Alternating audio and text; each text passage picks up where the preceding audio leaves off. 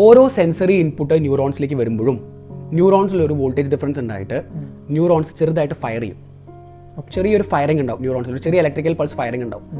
ഇങ്ങനെ കുറേ sensory inputs വന്നിട്ട് പെട്ടെന്ന് ഫയർ ചെയ്യുമല്ലോ. ഇപ്പോൾ ഫോർ എക്സാമ്പിൾ ഞാനിപ്പോൾ നിന്നോട് സംസാരിച്ചുകൊണ്ടിരിക്കുമ്പോഴും ഇവിടെ ഈ ഫാൻ കറങ്ങുന്ന ശബ്ദം കേൾക്കുന്നു, ഈ ലൈറ്റിൻ്റെ വിഷ്വലിലേക്ക് വരുന്നത്. അപ്പോൾ കുറേ സെൻസറി ഇൻപുട്സ് ഉണ്ട്. ആ കുറേ സെൻസറി ഇൻപുട്സ് വരുന്ന സമയത്ത് വളരെ ലോ പവറിലുള്ള കുറേ ഫ്രീക്വൻസിയുള്ള വേവ്സ് പ്രൊഡ്യൂസ് ചെയ്യും. ഹൈ ഫ്രീക്വൻസി ആയിരിക്കും, ലോ പവർ ആയിരിക്കും. ഇതാണ് alpha and theta waves. Alpha, theta, beta ഒക്കെ ഇതിലാണ് വരുന്നത്. പക്ഷേ ഡെൽറ്റ വേവ്സ് എന്ന് പറഞ്ഞു കഴിഞ്ഞാൽ എപ്പോഴും ഇങ്ങനെ waves produce ചെയ്തുകൊണ്ടിരിക്കില്ല.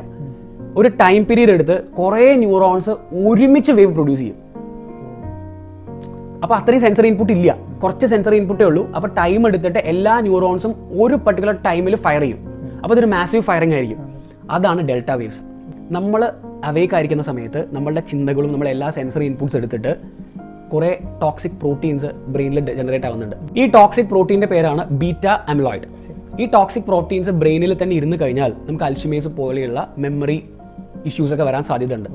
Nervous system work ചെയ്തതിനു ശേഷം ഈ വേസ്റ്റ് എങ്ങനെ ഒഴിവാക്കും എന്നുള്ളതാണ് ചോദ്യം. അതിനുള്ള ആൻസറാണ് ഉറക്കം.